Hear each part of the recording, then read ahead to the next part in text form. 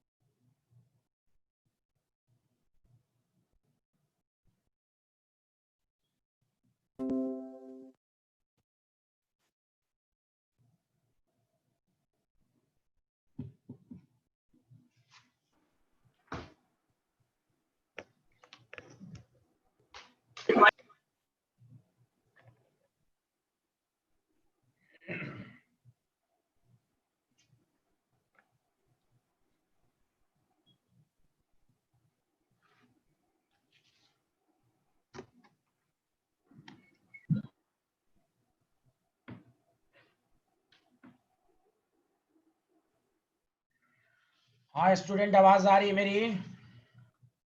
Yes sir. चलिए question लिखिए।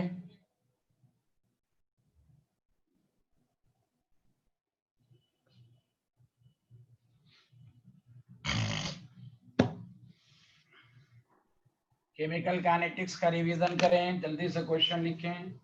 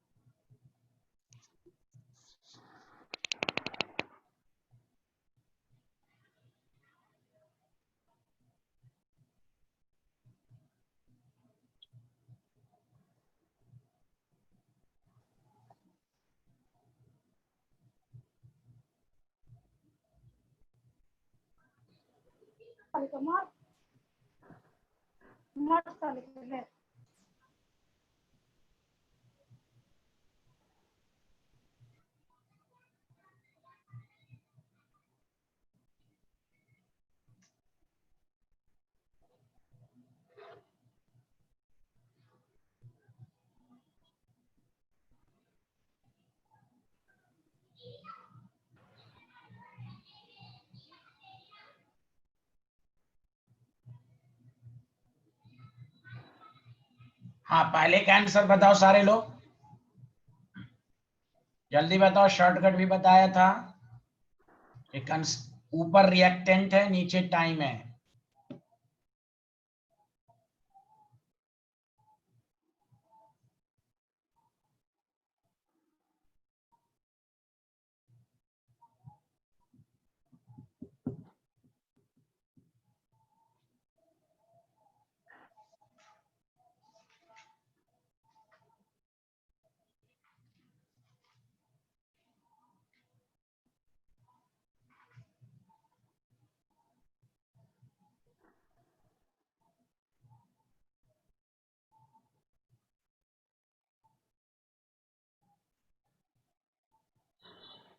School के लिहाज से दो कर सकते हो, हीट एंड ट्रायल मेथड। दो K1 K2 निकाल लो।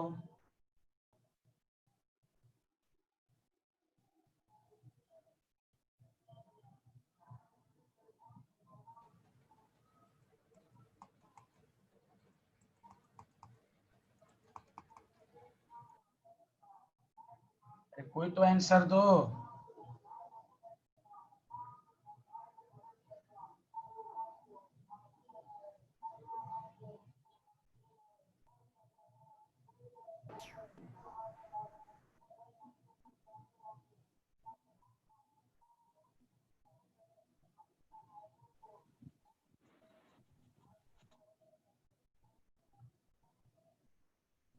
किसी का आंसर नहीं आया?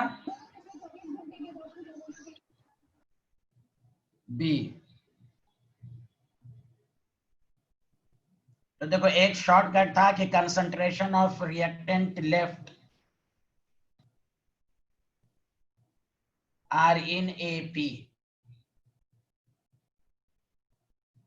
तो दो का कॉन्टिन्यूअस का डिफरेंस देख लो तो 0.75, इसमें कितना हो रहा है 0.35 हो रहा है। तो चलो हीट एंड ट्रायल मेथड से करो कि इसको मान लो कि ये भाई K1 K2 निकाल लो, A0 minus A divided by T. तो A0 तुम्हारे पास 1 है, ये 0.75 है। टाइम जो तुम्हारे पास है 0 से लेकर 0.05, 0.25 बाई 0.055 आ गया। फिर K2 निकाल लो, A0 by T. A0 again 1, समझा कि नहीं? ये जो आपके पास उसके बाद है 0.40, उसके बाद टाइम जो आपके पास दिया हुआ है 0 से 0.12।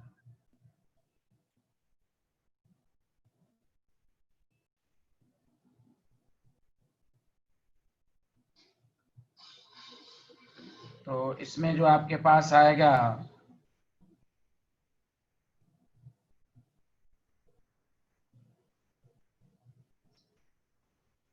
तो ये भी तुम देख लो 0.6 है, 0.12 है, ये भी 5 आएगा। चूंकि K1 is equal to K2 है, इसीलिए ये जीरो ऑर्डर ऑफ रिएक्शन हुआ। चूंकि जीरो ऑर्डर का आपने पहले फॉर्मूला इस्तेमाल किया, उसमें K1 K2 बराबर आ गया, तो ये जीरो ऑर्डर। बताओ सबको समझ में आया? अरे बोलो।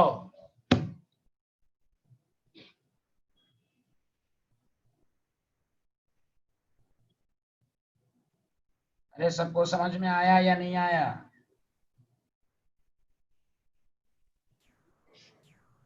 Yes sir.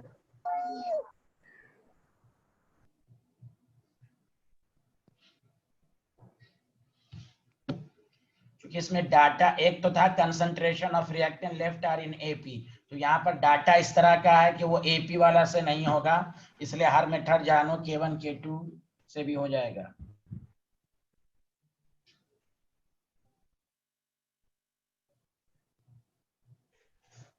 चलिए क्वेश्चन नंबर 2 लिखिए। इन 50 minutes concentration of H2O2 decreases from 0.5 to 0.125 in such decomposition of H2O2।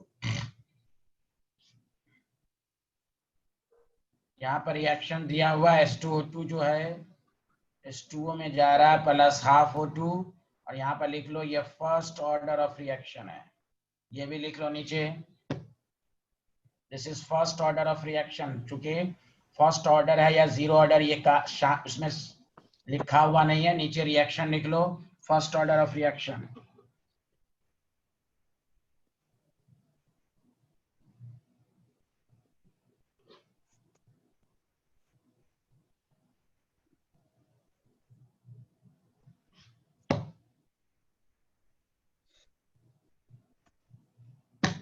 बताओ क्वेश्चन लिख लिए सारे लोग?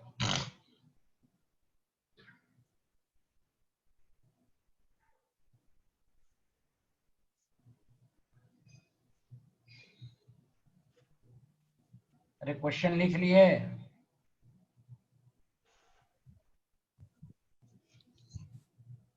Yes sir. Yes sir.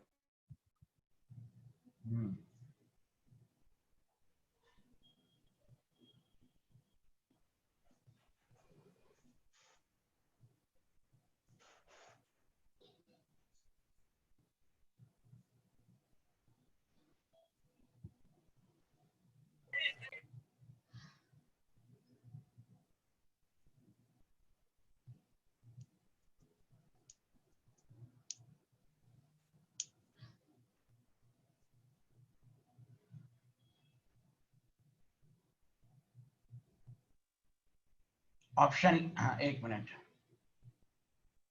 इसका ऑप्शन लिखो जल्दी से।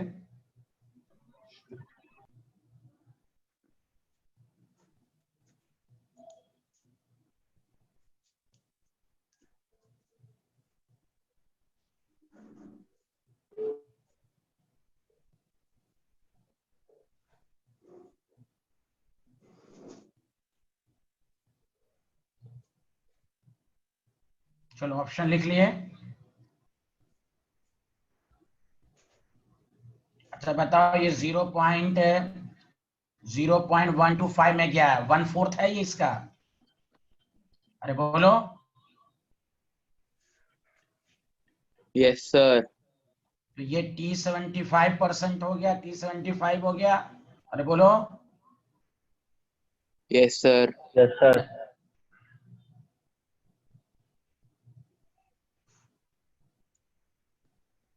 या तुम ऐसे भी कर सकते हो 0.5 से 0.25, 0.25 का आधा 0.125, तो ये भी टी हाफ है, ये भी टी हाफ है। और यहां से यहां तक का टाइम कितना दिया हुआ है? 50 मिनट्स। तो टोटल टाइम कितना हो जाएगा बताओ? टी टोट हो जाएगा 2t हाफ। ये आपको दिया हुआ है 50 मिनट्स, तो 2t हाफ, तो T half is equal to कितना हो जाएगा? 25 मिनट्स। तो यहां से पहले टी हाफ निकाल लेंगे। अरे बोलो, आया समझ में?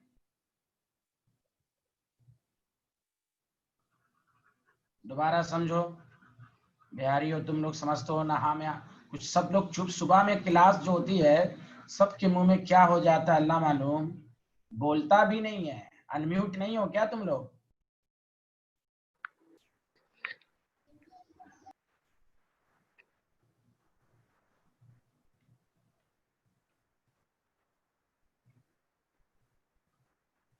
टी हाफ, ये भी टी हाफ।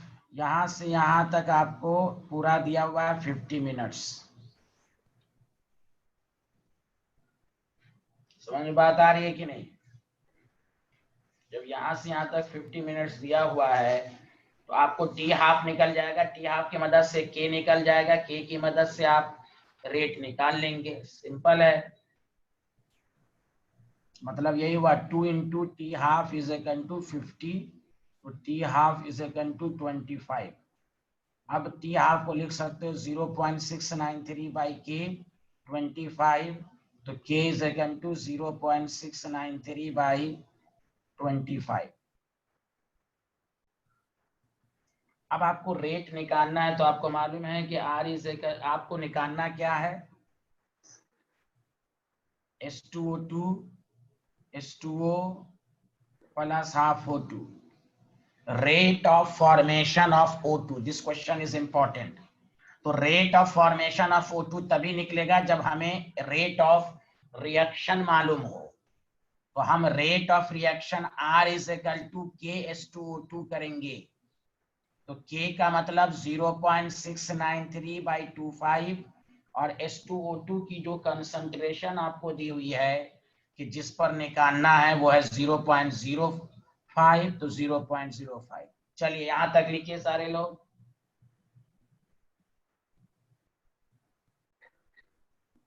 इसको सॉल्व कीजिए तो 1.386 10 टू द पावर -3 मोल पर लीटर पर मिनट। पहले बताओ सारे लोग, यहां तक सबको समझ में आया?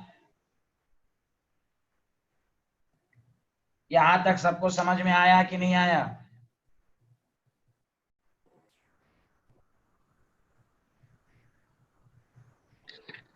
Yes, sir. अरे और स्टूडेंट को आवाज नहीं जा रही है क्या?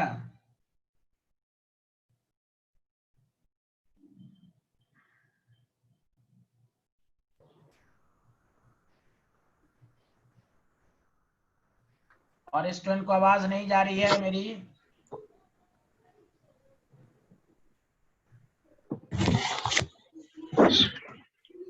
सर जा रही है।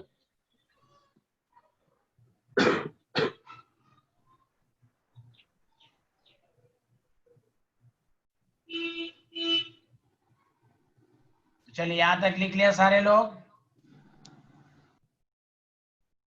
Yes sir. Yes sir. हम्म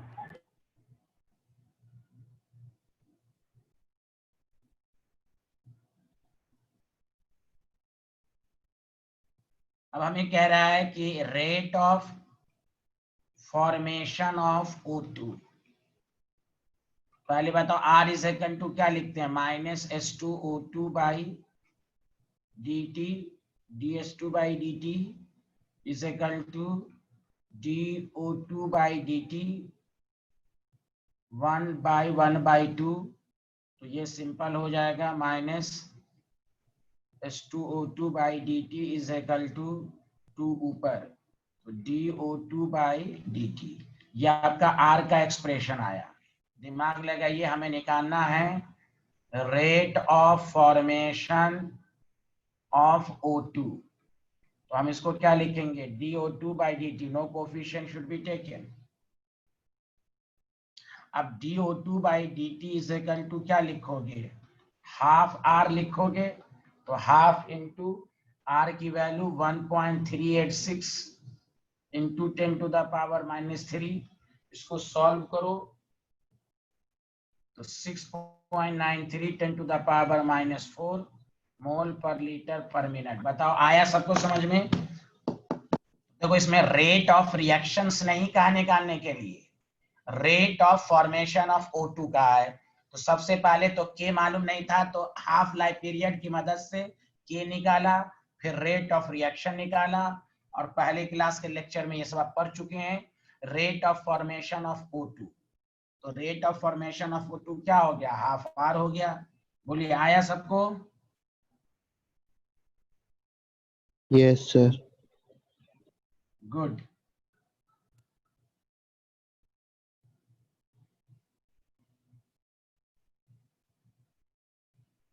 ये लिख लें सारे लोग।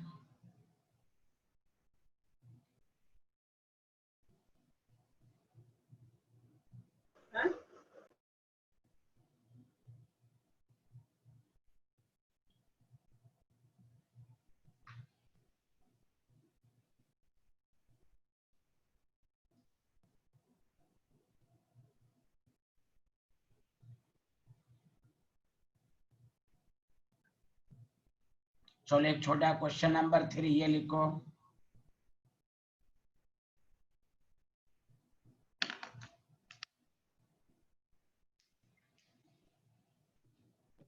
इसका आंसर तो सारे लोग जल्दी से चैट बॉक्स में दो, सारे लोग पहले लिख लो, जल्दी से दो। दिस इज द कॉमन, एकदम आसान है, जिसका कंसेप्ट बेसिक्स क्लियर है।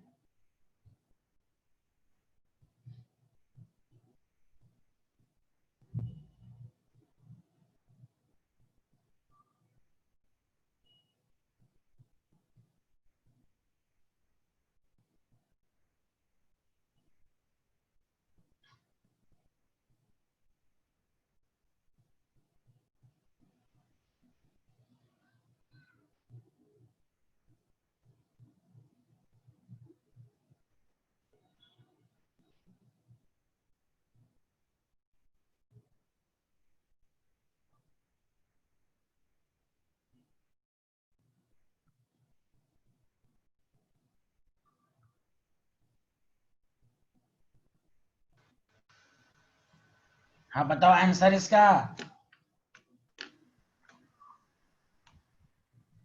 Concentration of B is increased from 0.1 to 0.3 mole, keeping the value of A at 0.1 mole. The rate constant will be।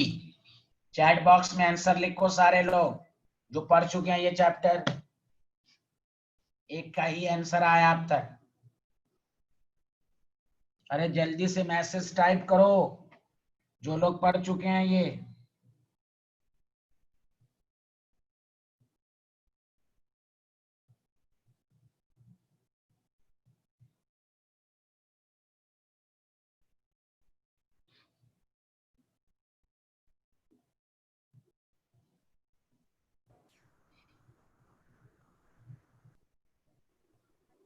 हाँ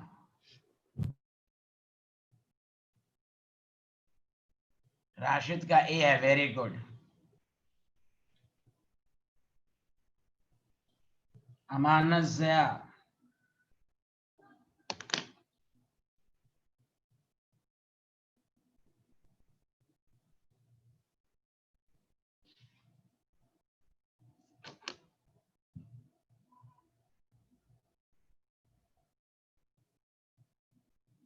ए।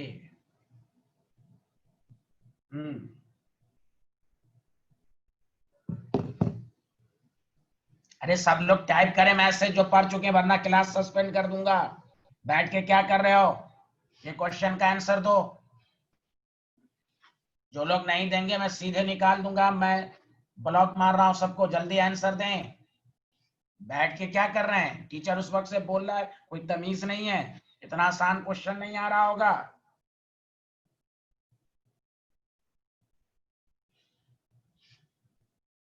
मैं सबका नाम चेक कर रहा हूं। बैठ के क्या कर रहे हैं? जब मैं उस वक्त से चिल्ला रहा हूं, कोई आज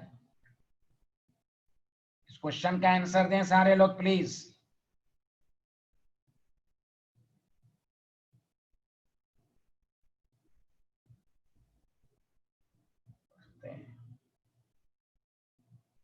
सैयद तौहीद नबी, तुम्हें क्या हो गया यार? जल्दी मैसेज करो।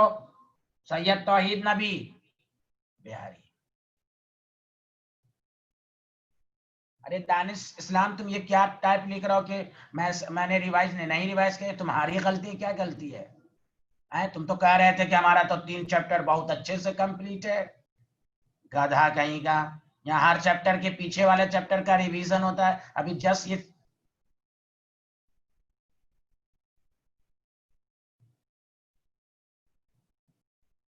सैयद तौहीद नबी का आंसर जल्दी दो।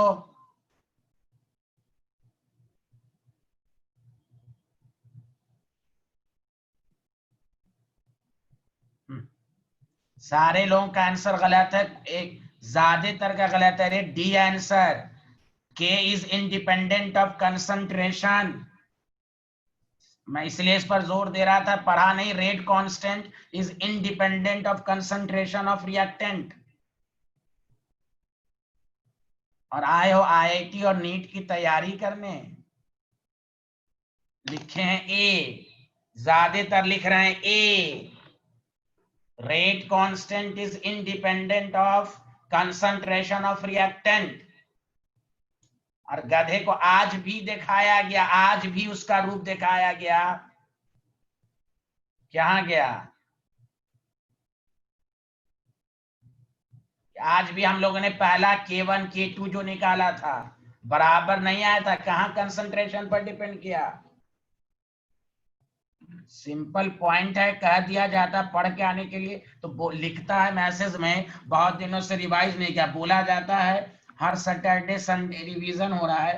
एक गधा लिख रहा है कि बहुत दिनों से पढ़ा नहीं रहे। ये तुम्हारी गलती है, तुम एक्सक्यूज दे रहा है टीचर को। जुनैद चौधरी, अब तुम क्यों लिख रहे हो मैसेज के? टीचर बता दिया तो लिख रहे हैं के। 90% स्टूडेंट का गलती था जितने आंसर दिया था। कुछ ही लोगों का सही था। के is independent of concentration of, इसमें टाइम लगता है तो डायरेक्ट क्वेश्चन था रे गधा कहीं का। Rate constant is independent of concentration of reactant. Time थोड़ा लगता है, इसमें टाइम लगना था। इसमें टाइम क्या लगेगा? डायरेक्ट क्वेश्चन था।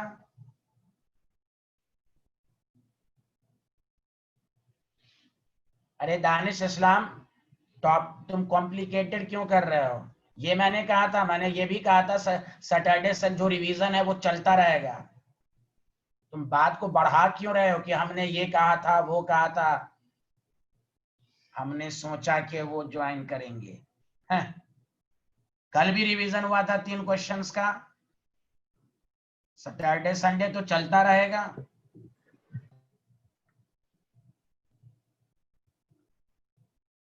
चले ना अभी तो आगन टेढ़ा। एक्सक्यूज दे रहे हैं, एक्सक्यूज। क्लास में कुछ बोलना भी गुनाह है, कुछ बोलिएगा मतलब समझ। कहिएगा क्लास 8 बजे होगी तो कहेगा, अभी एक बच्चा मैसेज लिखवा था ग्रुप पर, केमिस्ट्री की क्लास चल रही है क्या? ये जो राशिद नाम का लड़का है गधा जो है, 9 बजे क्लास होती है। इस गधे को ये नहीं मालूम है क्लास चल रही थी। ग्रुप का मैसेज क्या है? जो चाह मैसेज लिख दिया।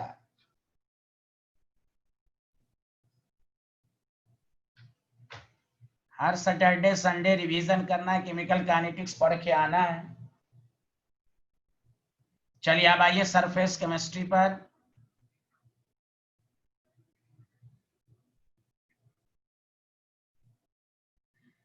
तो सरफेस केमिस्ट्री में कहां तक टॉपिक था भाई, जल्दी बताइए। लास्ट टॉपिक क्या था कि nature and surface area of adsorbent, यहीं तक पढ़ाया था। Absorption in solution हाँ started. अच्छा, हाँ adsorption in solution, good good, very good. Adsorption in solution ये आपको बताया गया था कि एड्सॉर्प्शन जो है वो सॉल्यूशन के अंदर भी है। उसका एक एग्जांपल भी दिया गया था, जब आप किसी सॉल्यूशन को एक्टिवेटेड चारकोल के साथ शेक करेंगे तो वो क्या करता है, सॉल्यूट को एब्जॉर्ब कर लेता है। चलिए उसके नीचे लिखिए कंक्लूजन, जो आपने कल खत्म किया था उसी के नीचे कंक्लूजन लिखिए। पहला, the extent of adsorption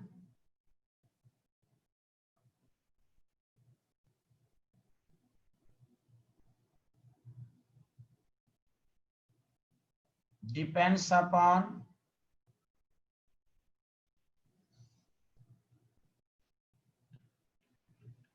concentration of solution। जैसे कल फ्रेंडलिच ने एक रिलेशन दिया था, तो Kc पे पावर 1/n। खुद दिमाग लगाइए, अगर किसी सॉल्यूशन का कंसंट्रेशन ज्यादा है, उसको आप एक्टिवेटेड चारकोल के साथ शेक करेंगे तो ये ज्यादा सॉल्यूट को एब्सॉर्ब करेगा। आप ऐसे भी मालूम है गैस रहता है तो वहां प्रेशर के फॉर्म में लिखते हैं, कोई लिक्विड सॉल्यूशन होता है तो वहां कंसंट्रेशन के फॉर्म में लिखते हैं। तो जितना सॉल्यूशन की कंसंट्रेशन ज्यादा होगी, एक्सटेंट ऑफ एब्जॉर्प्शन ज्यादा होगा।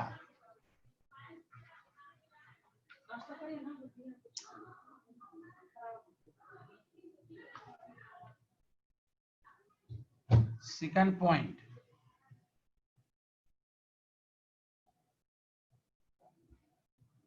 जो बातें जनरल एब्जॉर्प्शन की हैं वही बातें इसमें भी होगा।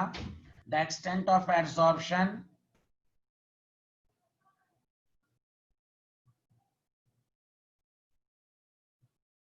Depends upon temperature and decreases with increase in temperature, exothermic. आपसे ये पूछता है कि एक्सटेंट एब्जॉर्प्शन इन सॉल्यूशन किन किन बातों पर डिपेंड कर सकता है, तो पहला आया कंसंट्रेशन, टेम्परेचर। जो जनरल एब्जॉर्प्शन की बातें वही बातें इसमें भी होंगी। Next point,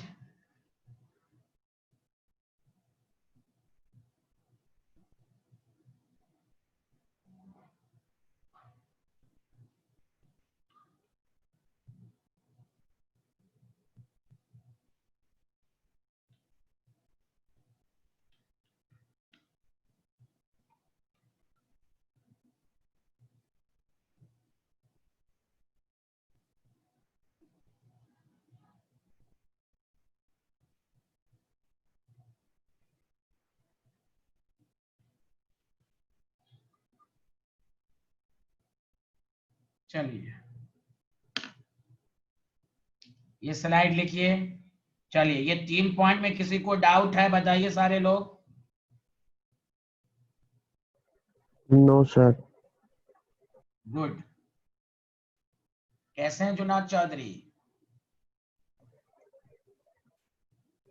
Sir, good. Very good, thank you. Good good मत बोलो, कहो अल्हम्दुलिल्लाह। गुड इंग्लिश क्या झाड़ते रहते हो तुम, कहो अल्हम्दुलिल्लाह सर। Alhamdulillah. हाँ, अल्लाह का नाम लेना चाहिए, अल्लाह का शुक्र है सर। गुड।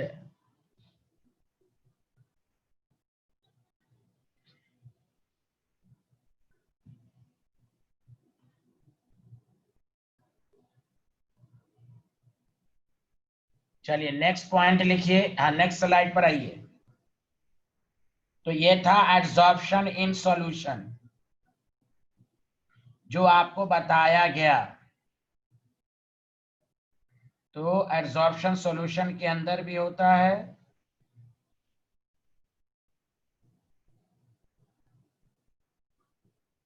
चलिए एक टॉपिक पढ़ने के बाद लास्ट है, उसके बाद एक दो न्यूमेरिकल करेंगे तो ये एड्सॉर्प्शन वाला पार्ट खत्म हो जाएगा, समझा? तो एक, हाँ आगे बढ़े, लिख लिया होगा आप लोगों ने, टॉपिक डालिए एप्लीकेशन ऑफ एडसॉर्प्शन, उसके बाद हम न्यूमेरिकल 2-3 करेंगे। Number 1 application, gas mask. ये जो गैस मास्क होता है, ये एक तरह का apparatus है,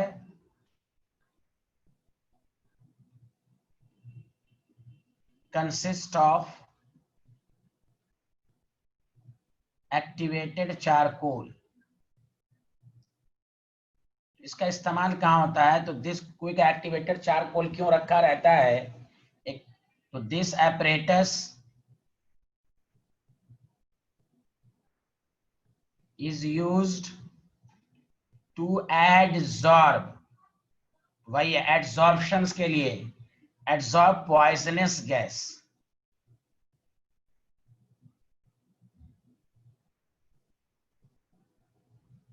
poisonous gas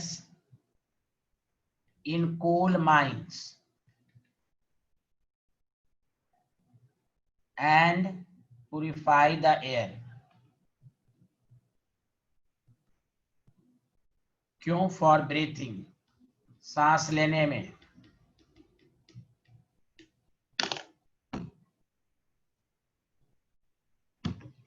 This apparatus is used to absorb poisonous gas in coal mines and purify the air for breathing।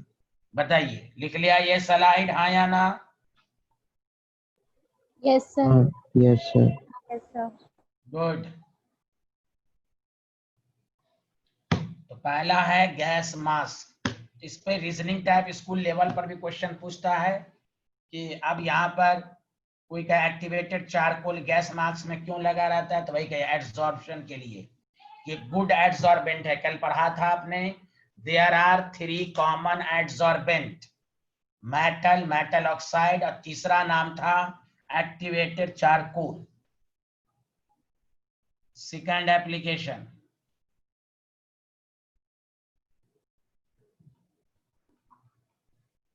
Control of humidity.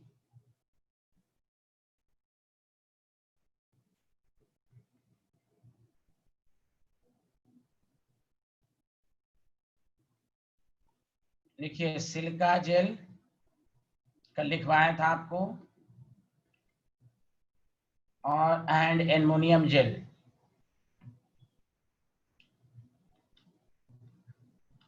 is used to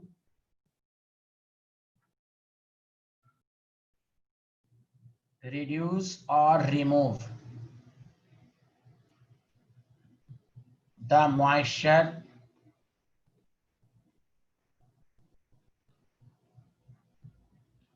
present in air।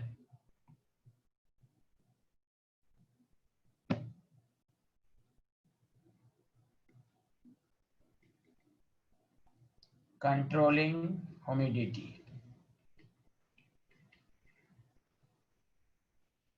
वही कहना, because silica gel या aluminium gel are good adsorbent, ये adsorb करता है, adsorption, good adsorbent through adsorption. तो पूछा जाएगा why silica gel is used to remove humidity, because it act as a good adsorbent, ये रिमूव कर देता है। बताइए, क्या आप लोगों ने लिख लिया? बताइए हाँ या ना, जल्दी बताइए। Yes, sir. Yes, sir. Yes, sir. Good, बहुत अच्छे, बहुत अच्छे, आज बहुत शांति बनी हुई, अल्हम्दुलिल्लाह।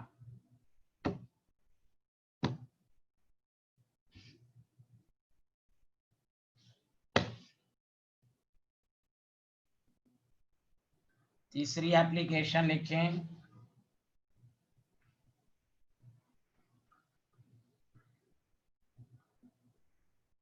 in curing disease.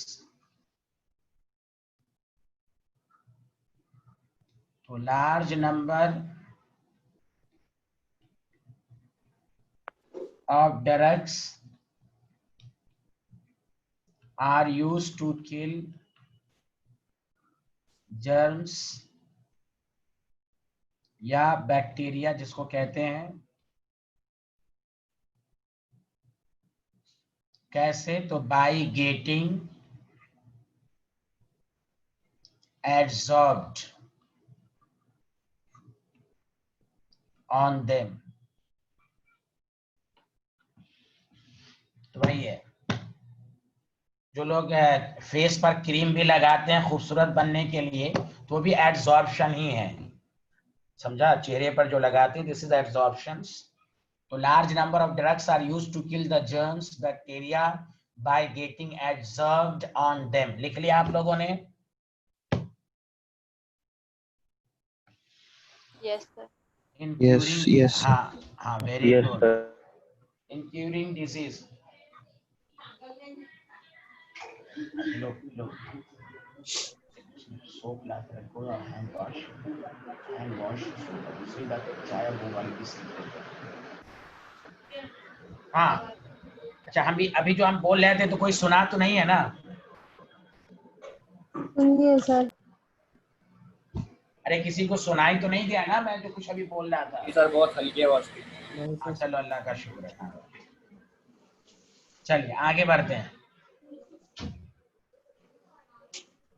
Fourth application,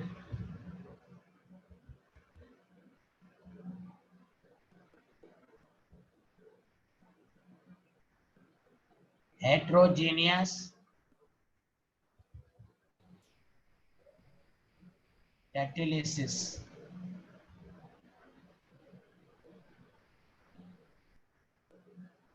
मैं इसको समझाऊंगा, पहले एक लाइन लिख लीजिए। मेनी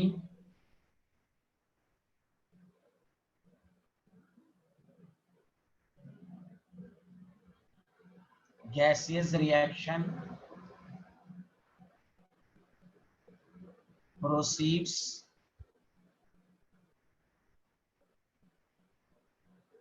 through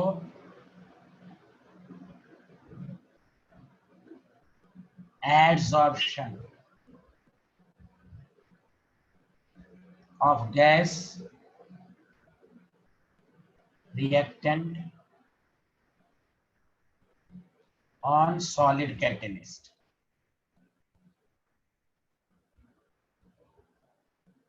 याद रखिए, आपने पढ़ा है ना, इथीन हाइड्रोजन गैस से मिलकर जब बनता है तो निकिल या प्लैटिनम या पैलाडियम, याद आया? अरे बोलो। Yes, sir. और एक नाम और है जो तुम कोऑर्डिनेशन केमिस्ट्री में पढ़ोगे, विल्किंसंस कैटलिस्ट। बहुत इंपॉर्टेंट है। मैं अभी लिखूंगा अभी उसका नाम, तो तुम्हें नहीं समझ में आएगा। ये इस पहले बुक के लास्ट चैप्टर में उसके एप्लीकेशन में भी ये लाइन लिखा हुआ है, थ्रो एड्सॉर्प्शन। उसमें भी यही प्रोडक्ट बनता है। तो क्या कर लेता है ये सॉलिड सरफेस, अपने सरफेस पर गैस को एड्सॉर्ब कर लेता है। वही इसी को कहते हैं हेट्रोजीनियस। रिएक्टेंट की और कैटलिस्ट की फिजिकल स्टेट डिफरेंट हो तो उसको कहते हैं हेट्रोजीनियस। तो क्या, इसलिए मैंने लिख दिया gas reactant on solid catalyst. तो बहुत सारी हेट्रोजीनियस कैटलिसिस की जो रिएक्शन होती हैं वो एडसॉर्प्शन की वजह से प्रोसीड होती हैं, समझा?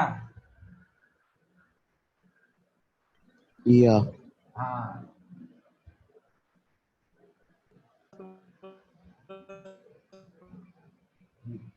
chlorotris triphenyl rhodium first, this is called Wilkinson's catalyst। हाँ, chlorotris triphenyl phosphine। एक मिनट, इसके अंदर भी, एक मिनट रुको, मैं साफ से लिख देता हूँ फॉर्मूला। ऐसे तो अभी सब आगे आएगा भी, फिर भी लिख लो। रोडियम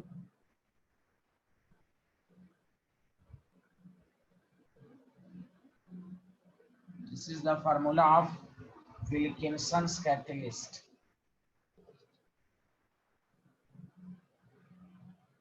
चलिए आगे बढ़े। ये स्लाइड लिख लिया आप लोगों ने, हाँ या ना? Yes, sir. Yeah. Yes, sir. Good.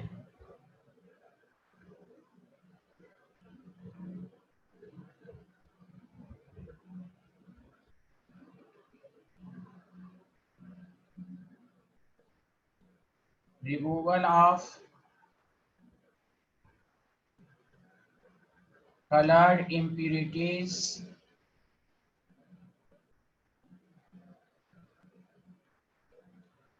from the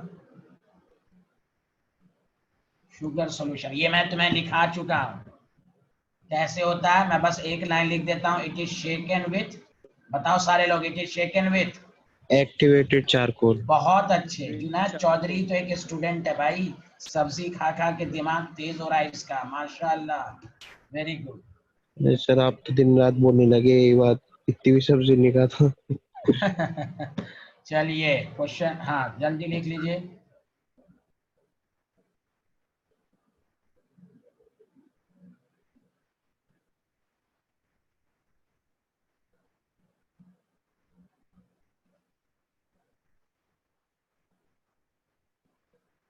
ये बहुत इंपॉर्टेंट है। ये सब पे क्वेश्चन क्या बनेगा आपको, ऑब्जेक्टिव टाइप सब में देगा। ये बहुत इंपॉर्टेंट है, क्रोमैटोग्राफिक एनालिसिस। पहले लिख लो, मैं इसको समझाऊंगा। Chromatographic analysis, this is important application. और सबका नाम तो सुन चुके हो, ये एक नया नाम है तो लिखो। इट इज बेस्ड अपॉन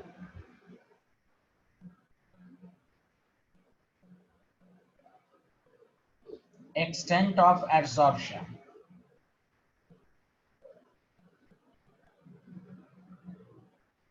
किस बेसिस पर, तो डिफरेंट, ये तो मैं उस वक्त फैक्टर में भी लिखवाया था, different component gate एडसॉर्ब्ड with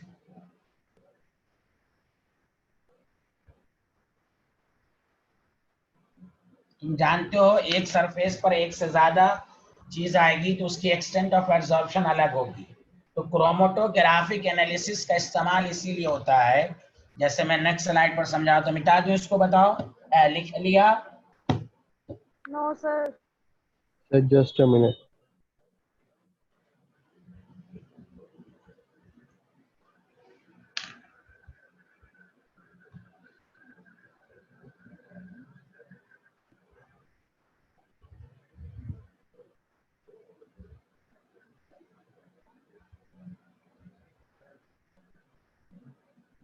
it is based Done. Upon, हाँ it is based upon extent of absorption. कोई भी क्या क्रोमैटोग्राफिक एनालिसिस क्या होता है, कहिए? It is based upon extent of absorption, different component gets absorbed with different extent. मतलब देखो, जैसे तुम ऐसे समझो कि मेटलर्जी में तुम पढ़ोगे, एक होता है इम्प्योर मेटल। लास्ट में क्या करते हैं, इम्प्योर मेटल का मतलब हुआ इसमें दो चीज है, एक मेटल है और एक इम्प्यूरिटीज है। तो इसको क्या करते हैं, एक पार्टिकुलर एड्सॉर्बेंट पर एड्सॉर्ब करते हैं। तो मान लो मेटल भी एड्सॉर्ब होगा, और रेड का मतलब मैं इम्प्यूरिटीज को ले रहा हूं, इम्प्यूरिटीज भी एड्सॉर्ब होगा, लेकिन दोनों की एक्सटेंट ऑफ एब्जॉर्प्शन अलग अलग होगी। तो अब क्या किया जाता है कि ऊपर से सॉल्वेंट डाला जाता है। सॉल्वेंट क्या करेगा, जिसकी एब्जॉर्प्शन की रेट बहुत ही कम होगी। मान लो मेटल बहुत ही वीक से है, तो ये वाटर क्या करेगा, इसको हटा देगा, नीचे कंटेनर होगा, ये इसके अंदर आ जाएगा, और जो ग्रेटर एक्सटेंट से एब्जॉर्ब हुआ होगा वो ग्रेटर पावर से सरफेस पर चिपका हुआ रहेगा, वो सिंपल वाटर से अलग नहीं होगा। समझा? तो क्रोमैटोग्राफिक का इस्तेमाल इसी तरह होता है कि different component gets absorb with greater with a different extent। तो मेटल और इम्प्यूरिटीज को अगर सेपरेट करना है एक दूसरे से, उसका एक मेथड ये भी है, बहुत सारे मेथड हैं, उसमें एक का नाम है क्रोमेटोग्राफिक। तो एब्जॉर्ब करते हैं, दोनों के एब्जॉर्प्शन के लिए अलग अलग होती है, फिर दोनों को सेपरेट कैसे करते हैं, एक पार्टिकुलर सॉल्वेंट हम डालते हैं, वो सॉल्वेंट क्या करेगा, जिसका एक्सटेंट ऑफ एब्जॉर्प्शन बहुत कम वीक फोर्स के साथ होगा, तो वो क्या हो जाएगा, अलग हो जाएगा, और बाकी जो है वो सरफेस के ऊपर मेंटेन रहेगा। इससे क्या होगा, हम मेटल से इम्प्यूरिटीज को सेपरेट कर लेंगे। This phenomena is called chromatographic. आया सबको? अरे यस बोलो। Sir, Yes, sir. Yes sir, yes sir. हाँ, तो बस क्रोमेटोग्राफिक का मतलब it is based upon extent of absorption. किसी भी मिक्सचर को अलग करना हो, पार्टिकुलर कंपोनेंट से मिक्सचर से निकालना हो, तो हम एब्जॉर्प्शन कहते हैं। तो ये हर जगह इस्तेमाल नहीं होता है, समझा, किसी एक पार्टिकुलर चीज में, जैसे मैंने एक मिसाल दिया इम्प्योर मेटल। एक और नाम सुनोगे, नेक्स्ट एप्लीकेशन, फ्रोथ फ्लोटेशन का नाम सुनोगे ना 9th 10th में? Yes sir. फ्रोथ में मेटल आ जाता है, झाग में। हाँ, झाग, फ्रोथ फ्लोटेशन प्रोसेस। ये 11 12th में भी आपको मेटलर्जी में है। सर देखिए, पाइन, पाइन कुछ करके था। हाँ, पाइन ऑयल लेते हैं फ्रोथ बनाने के लिए। ये भी बेसिकली क्या होता है, it is based upon extent of absorption. ये भी एब्जॉर्प्शन पर ही डिपेंड करता है।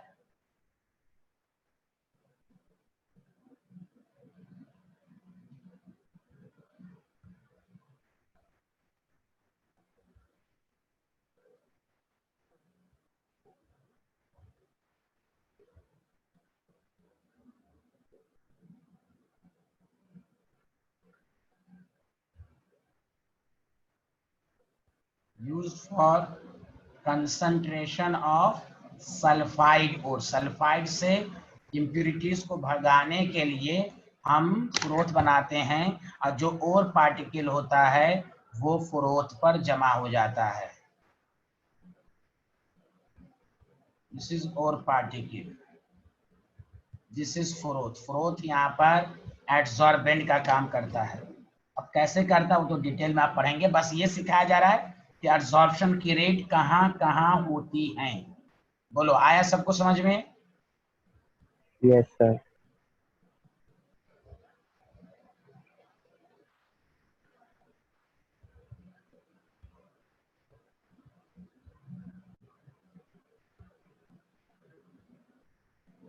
चलिए, अब मैं ये पूरा एब्जॉर्प्शन का वाला पार्ट खत्म हुआ, मैं एक दो न्यूमेरिकल देता हूँ फिर आगे बढ़ूंगा। चलिए, सब लोगों ने लिख लिया यहाँ तक? Yes sir. Uh, yes. चलिए, न्यूमेरिकल स्कूल में नहीं आएगा, लेकिन कंपटीशन में आ चुका है। बहुत आसान न्यूमेरिकल है, ध्यान दें।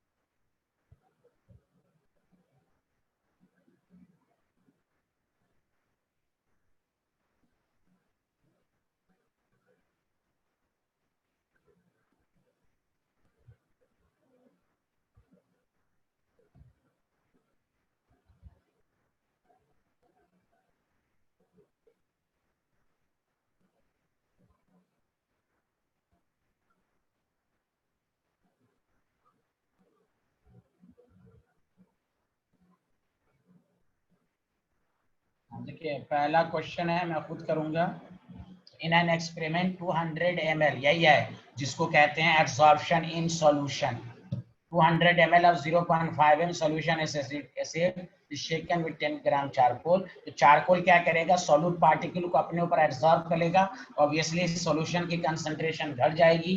तो आप कह रहा है कितना एक्सटेंट ऑफ एब्जॉर्प्शन। सारे लोग बताओ एक्सटेंट ऑफ एब्जॉर्प्शन का फॉर्मूला, अनम्यूट करके बोलो या चैट बॉक्स में लिखो। एक पूरे अब तक जितना तुम पढ़े एब्जॉर्ब, जोर से बोलो। Very good very good, X by M, हाँ वेरी गुड, बहुत अच्छा। तो वही x बाई एम निकालना है, मास ऑफ एडसॉर्बेट, मास ऑफ एडसॉर्बेंट। तो खुद सोचो मास ऑफ एडसॉर्बेंट दिया हुआ है कि नहीं, हाँ या ना, बताओ जल्दी से सर। मास ऑफ एडसॉर्बेंट दिया हुआ है कि नहीं, 10 ग्राम, बताओ। यस। तो बस तुम ये निकाल लो कि mass of adsorbate, mass of solute, तो बस मोल कंसेप्ट से है, मोलारिटी वॉल्यूम दिया हुआ है, उसको मोल में कन्वर्ट करो, मोल को ग्राम में कन्वर्ट कर लो, बस। दिस इज आसान। तो ये न्यूमेरिकल कोई टफ नहीं है, जो थ्योरी पढ़ा है उसी के बेसिस पर दिया गया। तो देखो कैसे करोगे। पहली बात, मास ऑफ एडसॉर्बेंट, जिसको हम लोग स्मॉल m से डिनोट करते थे, 10 ग्राम है। पहली बात तो ये करना है कि पहले कंसंट्रेशन इतना था, बाद में ये हुआ, तो कितना एडसॉर्ब हुआ होगा ये आपको निकालना है। तो कंसंट्रेशन एडसॉर्ब्ड 0.5 माइनस 0.4, समझा। कंसंट्रेशन किसका, तो भाई एसिटिक एसिड का। चारकोल के साथ जब शेक किया तो कितना एडसॉर्ब हुआ, तो इनिशियल को फाइनल से घटा दीजिए, तो ये आपका आ जाएगा 0.1, लेकिन ये कैपिटल M है। अब देखिए number of moles of acetic acid adsorb कितना होगा, तो मोलारिटी इनटू वॉल्यूम 0.1, वॉल्यूम तो वही रहेगा 200 ml डिवाइडेड बाय 1000 लीटर में कन्वर्ट किया, ये कैंसिल 0.02 मोल आया। अब आइए मास ऑफ एसिटिक एसिड एडसॉर्ब, वही है जो 11th का बेसिक मोल कंसेप्ट है। 0.02 को 60 से मल्टीप्लाइड, मोलर मास से मल्टीप्लाइड 0.12, तो एक्सटेंट ऑफ एडसॉर्प्शन जो हो जाएगा, समझा, एडसॉर्प्शन जो हो जाएगा x by M 0.12 by 10, solve कर लें।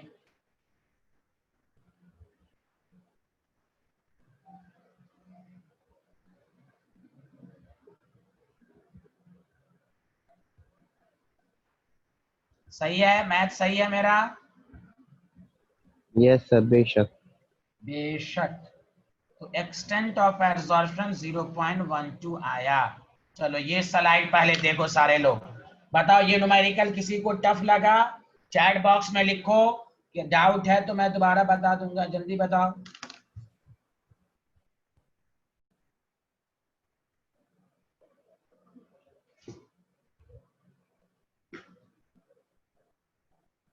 जनरल कंसेप्ट पर है, कॉमन सेंस पर है कि भाई बहुत आसान है। मास ऑफ एडसॉर्बेंट 10 ग्राम दिया हुआ है, पहले 0.15 0.5 था, चारकोल के साथ जब किया गया तो इतना रिड्यूस हो गया, तो कंसंट्रेशन एब्सॉर्ब निकाल लो, फिर उसको मोल में कन्वर्ट करो, फिर उसको मास में कन्वर्ट कर दो।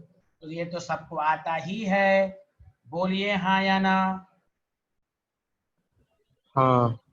हाँ बोलता रहा। अरे भाई सबको समझ में आ रहा है भाई? जोया चौहान, सैयद तौहीद नबी, अरे सैटरडे संडे रिवीजन होता है तो कम से कम केमिकल काइनेटिक्स को देख के आओ, वो फायदा है। इतना आसान क्वेश्चन नहीं हुआ। Rate constant is independent of concentration, it's the basic concept. जब रिवीजन हो रहा है तो देख कर आया करो, जबकि मैं याद भी करा देता हूं। चलो ये स्लाइड लिख लिए। Yes sir. नेक्स्ट स्लाइड पर आओ।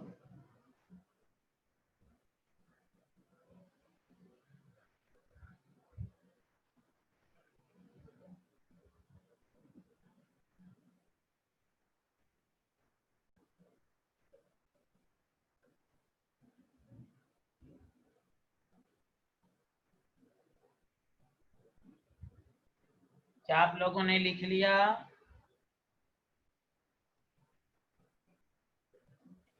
Yes.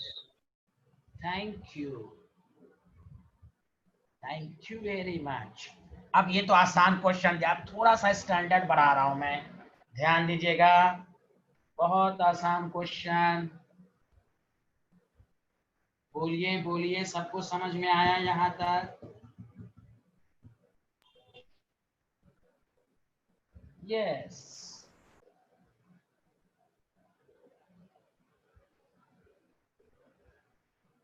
2 gram of charcoal is present in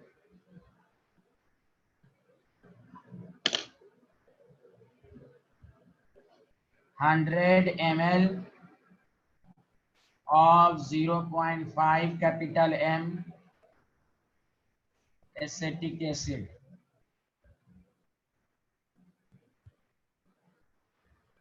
Forms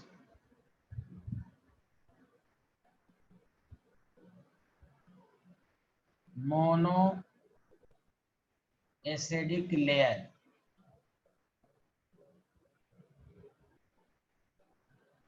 of acetic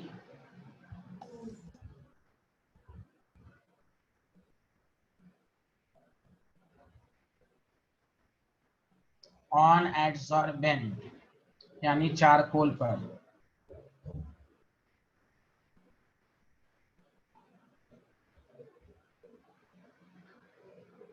surface area, obviously absorb होगा तो उसका कुछ ना कुछ होगा। Surface area of charcoal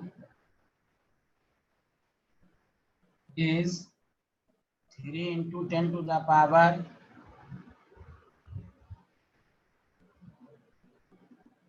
2 meter square per gram.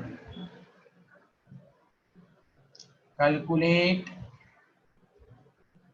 the surface area of charcoal adsorbed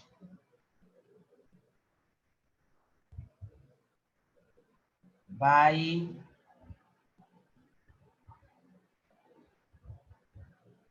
each molecule of acetic acid.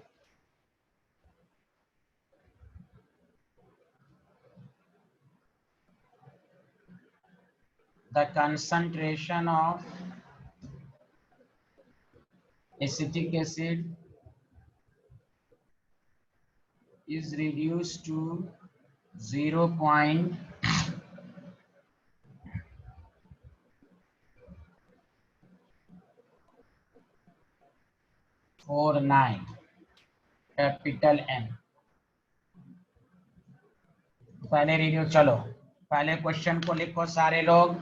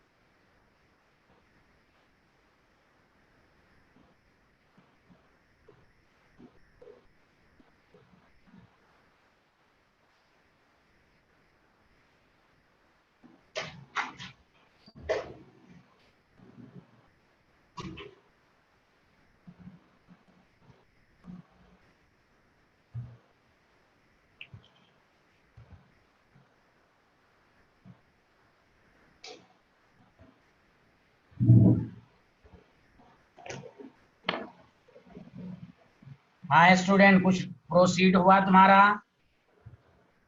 Hello student, अरे आवाज नहीं आ रही है मेरी।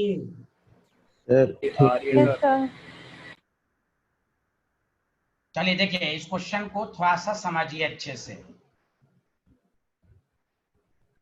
आपको पहला स्टेप क्या करना है? सबसे पहली बात तो वही पहले देखिए, कंसंट्रेशन ऑफ एसिटिक एसिड एडसॉर्ब, ये पहले निकालिए। तो आपको पहला का कंसंट्रेशन दिया हुआ है 0.5 माइनस 0.49, कितना आया ये पहले बताओ सारे लोग। 0.01 0.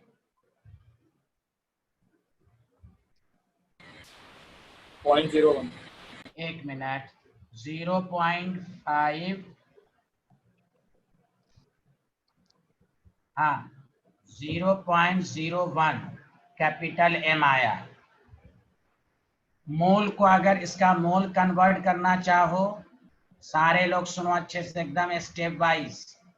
एडसॉर्ब,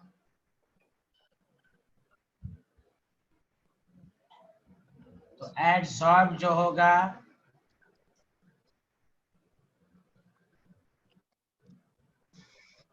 वो होगा 0.01 बाई 1000, सॉरी हाँ, इंटू 60। बात नहीं करो यार, बात क्यों कर रहे हो? मोलैरिटी, अच्छा नहीं गलत हो गया ना, वॉल्यूम से हाँ मल्टीप्लाई हाँ होगा हाँ ना। हाँ हाँ हाँ हाँ हाँ, वो गलत हो गया, एक मिनट। मोलैरिटी इंटू वॉल्यूम, और वॉल्यूम कितना है 100 ml। Yes sir 100। हाँ 100 ml बाई 1000, कैंसिल, कितना आ जाएगा? 1 to the 10 to 1 the into power -3, यही -3। आएगा। Yes sir. चलिए पहले यहां तक लिख लीजिए सारे लोग। आपने मोल में कन्वर्ट कर लिया।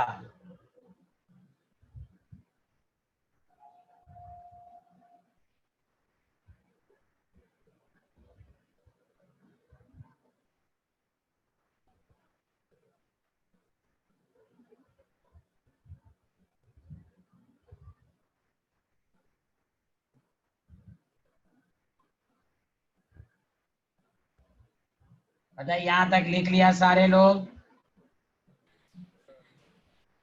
Yes sir. Yes, sir.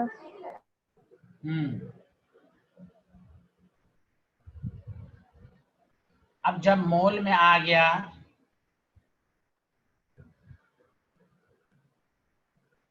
तो आप इसको ये भी कर सकते हैं, नंबर ऑफ मॉलिक्यूल में कन्वर्ट कीजिए।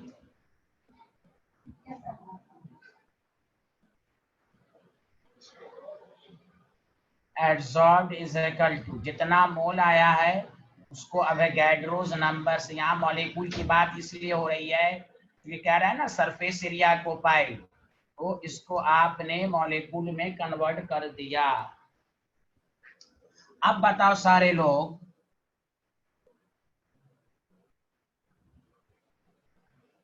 टोटल सरफेस एरिया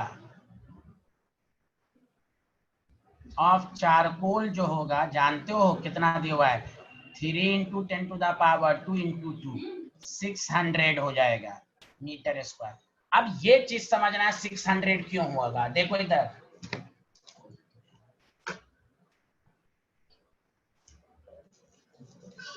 कि यहाँ 2 ग्राम लिखा हुआ है और यहाँ है पर ग्राम। हाँ, अगर यहाँ पर 1 ग्राम लिखा रहता तो एरिया यही लेते, क्योंकि यहाँ 2 ग्राम है तो एरिया को 2 से मल्टीप्लाइड करेंगे। देखो यूनिट, एरिया की यूनिट जबकि मीटर स्क्वायर होती है, यहाँ पर लिखा मीटर स्क्वायर पर ग्राम।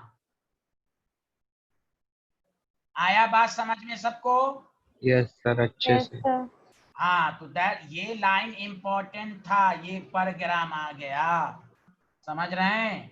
तो बस अब एरिया पर मॉलिक्यूल क्या हो जाएगा, एरिया पर मॉलिक्यूल हो जाएगा सिंपल, टोटल एरिया को ईच मॉलिक्यूल से डिवाइड कर दो, तो बस ये 6 समझ लो, ये 6 से पूरा कैंसिल, 10 टू द पावर -18, एक स्टूडेंट का आंसर आया था 10 to the power -18 metre square.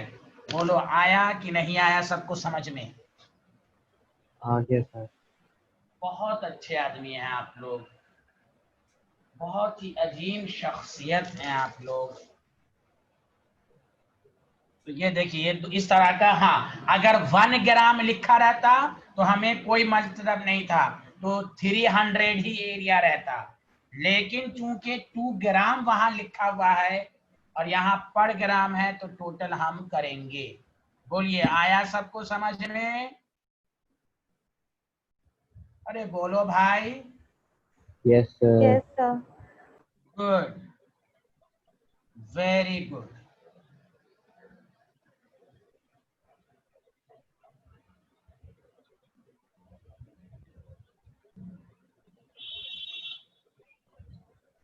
हाँ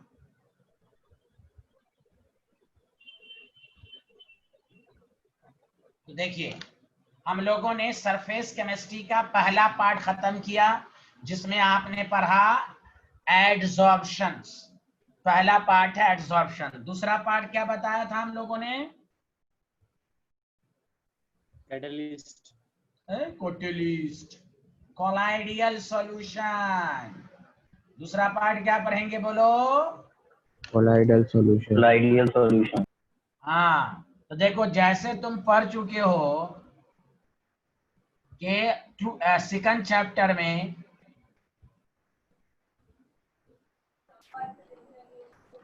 true solution, true solution is the homogeneous mixture. पहले ये लिखो, इट इज डिफाइंड एज, ये हेट्रोजीनियस है।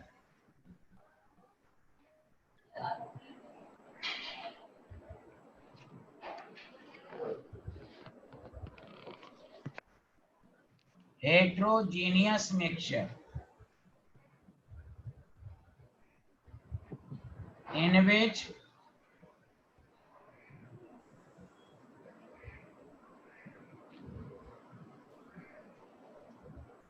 substance is dispersed, जो मिलाया जाता है, as very fine particle, बहुत ही छोटा fine particle in another।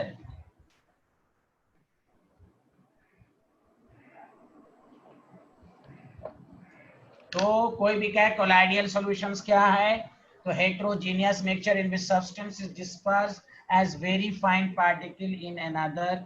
अब देखो सारे लोगों ने लिख लिया इसको?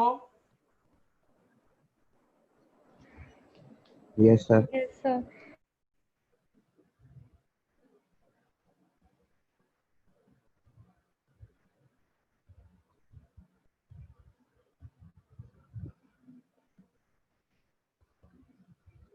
इसके 2 फेज होते हैं, एक को कहते हैं डिस्पर्स फेज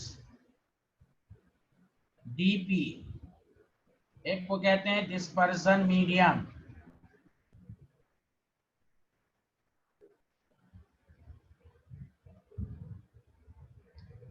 लिख लिया बोलो?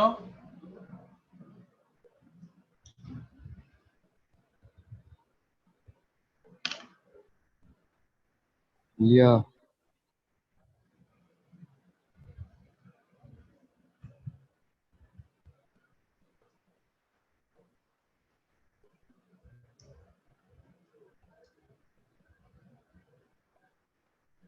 इसके नीचे लिखो द कंपोनेंट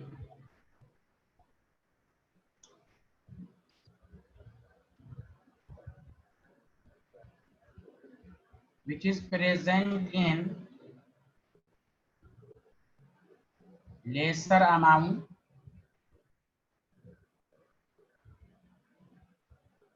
डिस्पर्स फेज को तुम सॉल्यूट पार्टिकल की तरह बिहेव करो।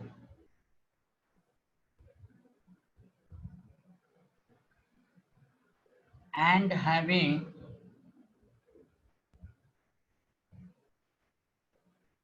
colloidal dimension 1 to 1000 nanometre.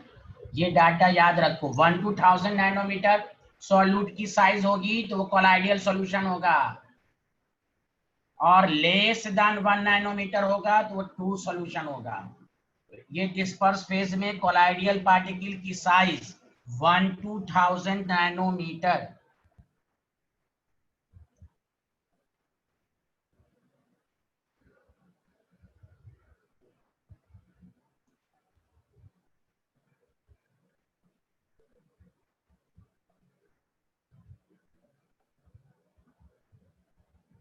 The component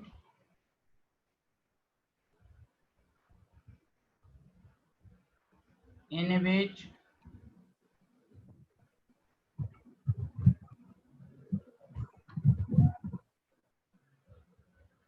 colloidal particles are to be dispersed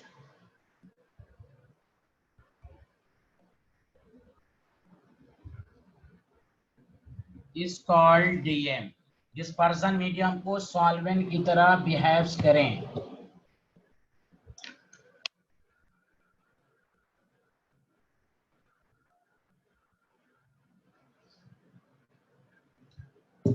बताओ, लिख लिए?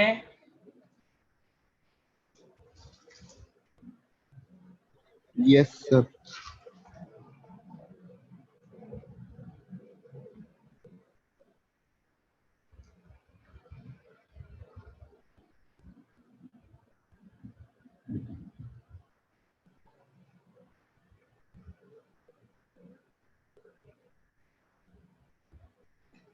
सारे लोग ध्यान दो, जैसे ट्रू सॉल्यूशन में solid in liquid, solid in solid. एक मिनट, जैसे आप पढ़ते हैं फिजिकल स्टेट 3, और मैंने आपको बताया था liquid in liquid, solid in liquid, gas in liquid. ये 3 हो गया liquid solution. Liquid in gas, gas in gas, solid in gas, this is called gas solution. Solid in solid, liquid in solid, gas in solid. This is 3 3s are 9. Total true solution 9 होते हैं। Colloidal solution total 8 होते हैं। उसका reason है कि gas in gas कभी भी colloidal solution नहीं बनाएगा, क्योंकि गैस इन गैस हमेशा होमोजीनियस होगा। जैसे देखो, लिक्विड को लिक्विड में मिक्स करोगे, ये हेटेरो भी हो सकता है, होमोजीनियस भी हो सकता है। सॉलिड को सॉलिड में मिक्स करोगे, ये एलॉय बनता है, मतलब होमोजीनियस भी हो सकता है, हेटेरो भी हो सकता है। लेकिन गैस इन गैस हमेशा, तो लिखो gas in gas always form homogeneous mixture.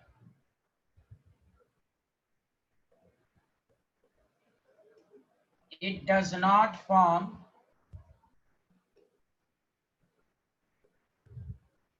colloidal solution। इसलिए 8 तरह का आप पढ़ेंगे, ये बहुत ही टेबल मशहूर टेबल है। तो सबको समझ में आया गैस इन गैस हमेशा कौन सा फॉर्म करता है, बताओ? होमोजीनियस। होमोजीनियस।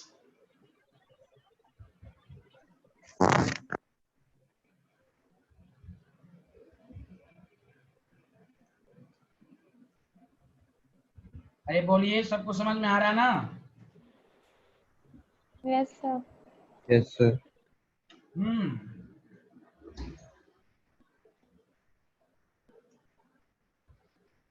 टॉपिक डालिए, types of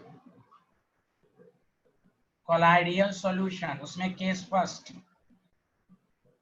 on the basis of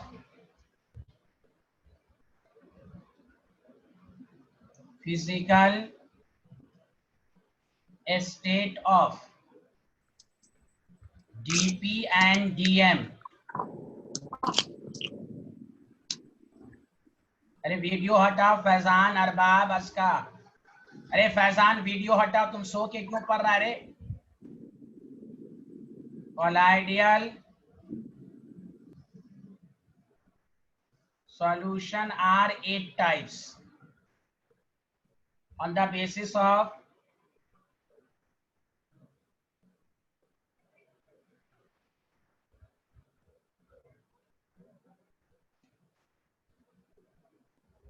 बताओ, लिख लिया?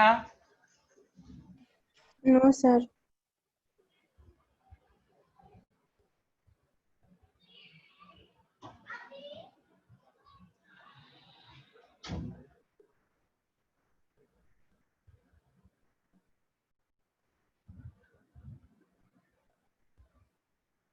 लिख लिया सर।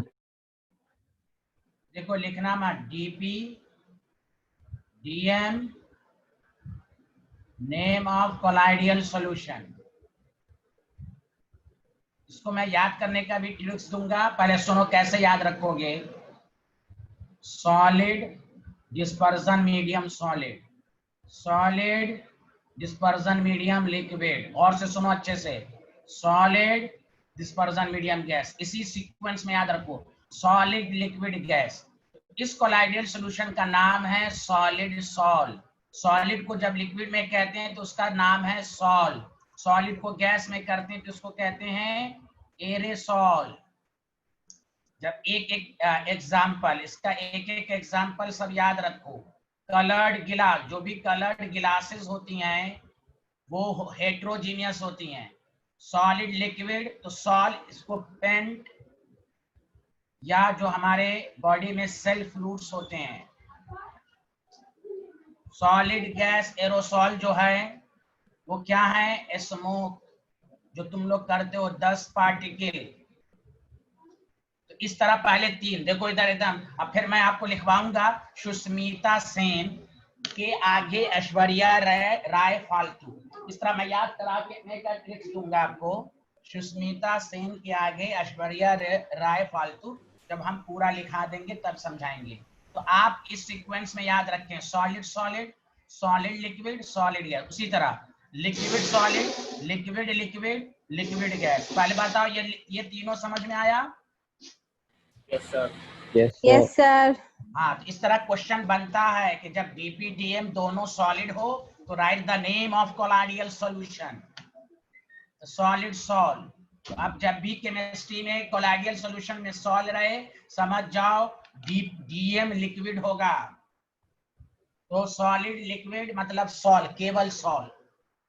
कलर्ड गिलास है, जैसे एलॉय जो होता है वो होमोजीनियस मिक्सचर होता है। सॉलिड लिक्विड का मतलब सॉल, जैसे पेंट्स हुआ, सेल फ्लूइड्स हुआ। सॉलिड गैस एरोसॉल हुआ, स्मोक, डस्ट पार्टिकल वगैरह। बोलो ये लिख लिए? या अरे No, sir. यार, Yes, sir. लिखो ना। Yes sir. हेलो एवरीवन, कैसे हो? माशाल्लाह। अच्छा, अरे शाहिद समझ में आ रहा? शाहिद? Yes sir. हाँ, तो मैसेज बहुत कर रहे हो, वीडियो लेक्चर। सर फिजिक्स का छूट गया था ना। हाँ, केमिस्ट्री का तो नहीं मिलेगा ना। केमिस्ट्री का छोड़ ही नहीं था। कैसे छोड़ोगे तुम? मेरी क्लास